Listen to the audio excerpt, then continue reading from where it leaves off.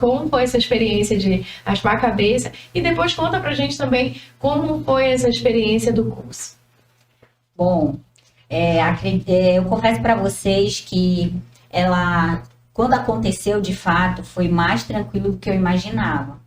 Porque quando eu me propus a fazer o curso, que como a minha Canga falou, quando a gente decide fazer o curso, é aí que começa. A gente vai tirar o nosso tempo para se preparar, para treinar. Assim como ela, eu também passei no médico, fiz um check-up, porque todo mundo falava assim, que num curso operacional, o que pode tirar é o S da saúde, o S da saúde, o S da simpatia, né? E outras coisas lá. Então eu falei, poxa, eu quero muito, eu tô me preparando. De repente eu sair por problema de saúde, eu vou ficar muito frustrada. Então eu fiz um check-up, eu tava sentindo um pouquinho o meu joelho, passei no ortopedista, então eu fiz todo o processo. Então quando a gente começa a treinar, que a gente decide o que a gente quer fazer, é ali que começa o curso. Então, desde aquele momento que eu decidi que eu queria fazer, eu já pensava nisso. Porque no curso da 22, ela raspou a cabeça. Então, eu já imaginava que seria preciso ou que eu iria ter. E, na verdade, como ela foi a primeira e raspou a cabeça e mostrou que não tem diferença de homem e mulher. Então, desde o começo, quando eu decidi que eu queria fazer, eu falei, eu vou raspar minha cabeça. Ah, mas se não for preciso, não, eu vou raspar porque eu quero pagar o mesmo preço que todo mundo. Porque se eu tô lá para fazer o mesmo que todo mundo, então eu vou pagar o mesmo preço que todo mundo. Então, durante a preparação, eu já vinha pensando nisso. E aí eu ficava imaginando, né? Meu Deus, eu vou ficar horrível, careca. Então, eu vou sentir, no dia que eu for raspar a cabeça, eu vou chorar e tudo mais. Tu fez por etapas ou foi só e raspou não, mesmo? Só de uma vez. Foi só de uma vez.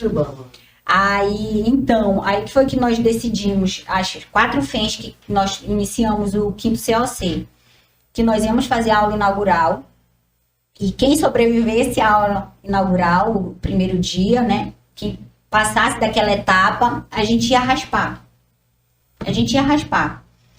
Então, depois que a gente passou da aula inaugural, para mim, raspar a cabeça foi nada. Entendeu? Eu fui pra lá, já tinha falado com as minhas amigas, algumas foram comigo, que elas queriam ver se eu ia ter coragem, queriam me dar força, enfim. E quando eu cheguei lá, eu tava conversando de boa, a minha amiga raspando a minha cabeça e eu conversando, a gente até parou, fez umas fotos engraçadas lá. E aí depois que passou aquilo, eu fiquei pensando que quando a gente realmente tem um objetivo, o que tem pelo caminho acaba se tornando assim simbólico. Eu acredito assim que eu sofri mais antes do que realmente na hora, porque antes eu ficava, meu Deus, como eu vou ficar de cabeça raspada, meu Deus, o que eu vou fazer, quando eu puder eu vou colocar um lenço, eu vou colocar um boné, então a gente acaba sofrendo antes. Eu confesso para vocês que no dia mesmo que eu raspei a minha cabeça, eu tava de boa, não chorei, eu tava conversando com as meninas, então foi bem tranquilo para mim assim, bem tranquilo. A Fabíola, mas eu acho que a Dilane é a mais antiga lá no choque, dá pra responder. Se existe uma obrigatoriedade de raspar a cabeça, se existiu isso pra vocês. Por exemplo, no curso pro masculino, sim, tem lá, né? Mas aí no de vocês, já aconteceu isso também?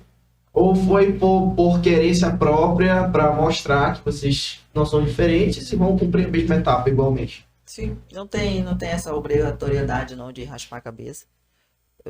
Quando eu decidi, né, que eu passei eu já queria ir no primeiro dia logo. Se eu tô aqui, tem um monte de masculino aí comigo, que iniciou 42 o curso, né, 42, e mais as 3 lá, eu disse, eu vou assumir as mesmas responsabilidades. Por que eu vou ser diferente? Eu não quero ser diferente de ninguém. E eu quero sumir também no meio dele, né? Mas sendo o primeiro dia, cheguei em casa, meu cabelo é crespo, né? Pô, esse negócio vai dar muito trabalho. Vai dar merda, cara. Cheguei em casa com meu filho, né? Ele disse, Jorge, corta meu cabelo. Disse, que corta essa porra, mano.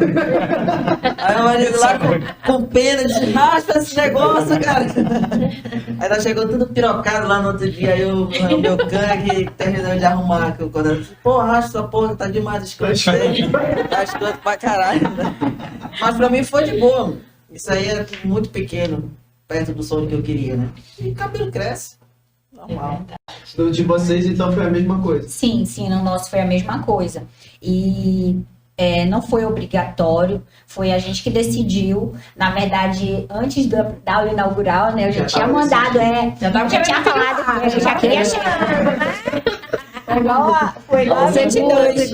Foi igual a 22. Eu mandei lá no grupo, bora já chegar de cabeça raspada. E a minha canga, não, bora esperar o primeiro dia. E quem sobreviveu o primeiro dia, a gente raspa, não sei o que. Eu falei, tá bom então.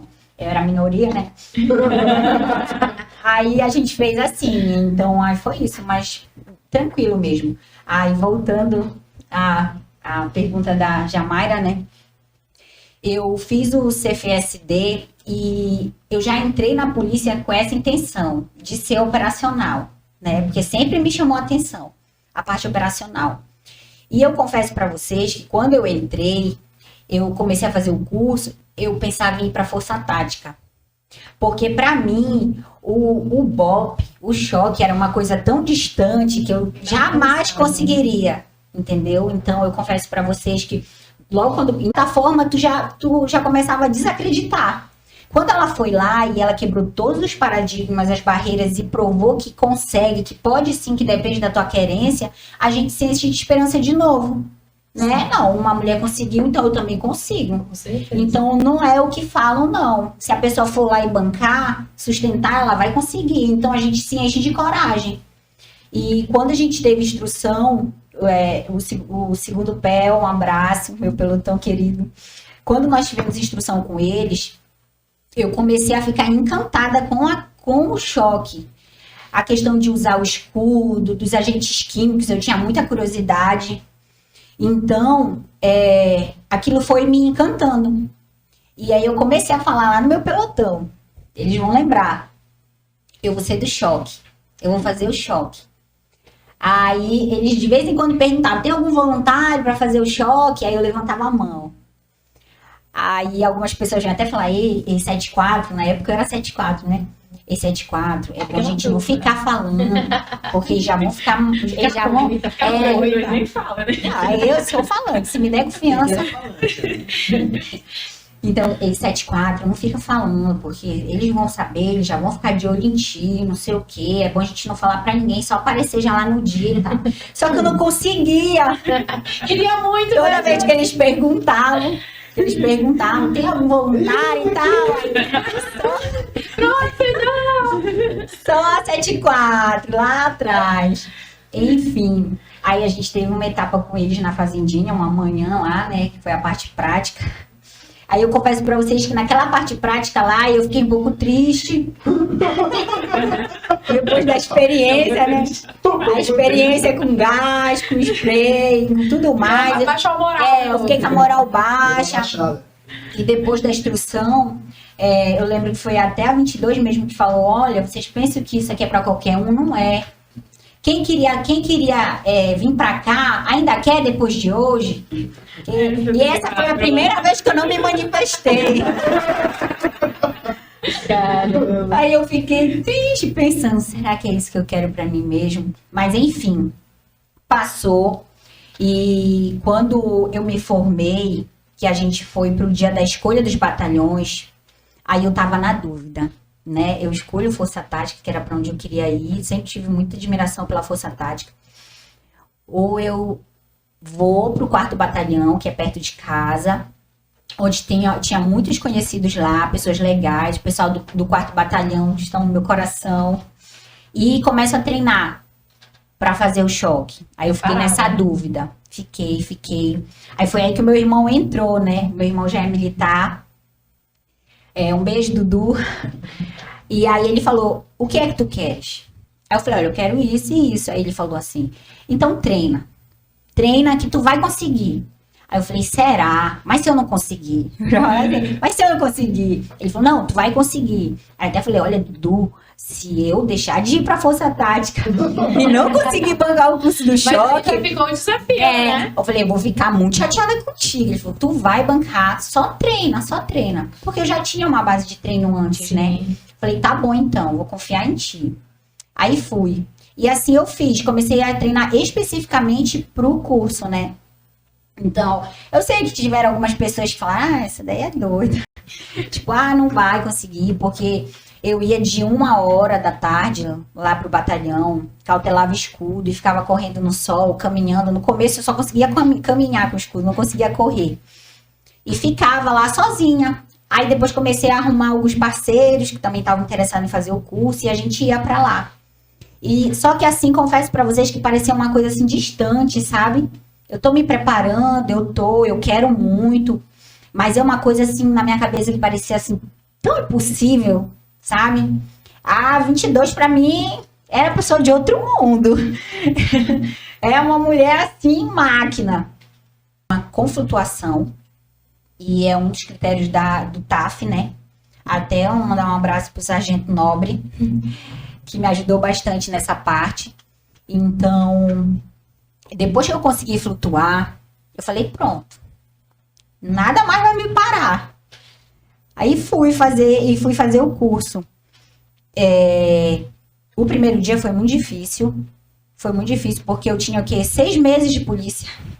Né? Eu tinha 6 meses sendo polícia, eu ainda estava aprendendo, eu ainda estava conhecendo aquele meio e já parti para uma parte assim que é muito mais avançada, é muito mais difícil. 6 meses depois do CFSD, no caso? Foram 6 meses que eu fiquei no 4º Batalhão até vir o curso.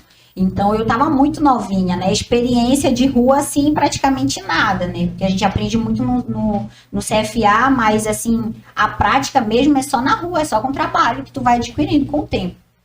E aí fui, aí aquele primeiro dia foi um divisor para mim. Foi um divisor, assim. Eu coloquei na minha cabeça que eu não ia sair, porque todo mundo fala, né, curso operacional, o primeiro dia, os primeiros dias são muito difíceis e tal, tem que sobreviver a eles, aí depois tu vai pensar no resto. E assim eu fiz. De novo, meu irmão, né, me deu alguns bizus, falou, olha, não olha pra tua mão durante o dia, deixa pra olhar pra tua mão quando tu já estiver indo pra casa, por nada olha pra tua mão, vai doer, mas não olha. E aí... Mostra tua mão, Jesus. Meu Deus do céu, cara. Não é nada isso aí, cara. Pelo amor de Deus, cara. Tá bom. Enfim, aí ele me deu esse bizu, né? Pra não olhar pra minha mão durante o dia. Vai doer, vai, mas não olha. E também ele falou pra mim assim, tira a possibilidade de sair. Tira. Ele já chega lá dizendo assim que não existe a possibilidade. Não existe. E assim eu fiz. Durante as partes assim que eu achei que foram mais difíceis mesmo, eu olhava pra cima e falava, Senhor, eu só saio daqui morta. Não existe a possibilidade de eu sair. Eu só saio daqui morta. Eu ficava pensando nisso. E depois eu pensava assim, me matar não vão. Pra tentar me tranquilizar, né? Eu pensava assim, não, sai daqui morta. Depois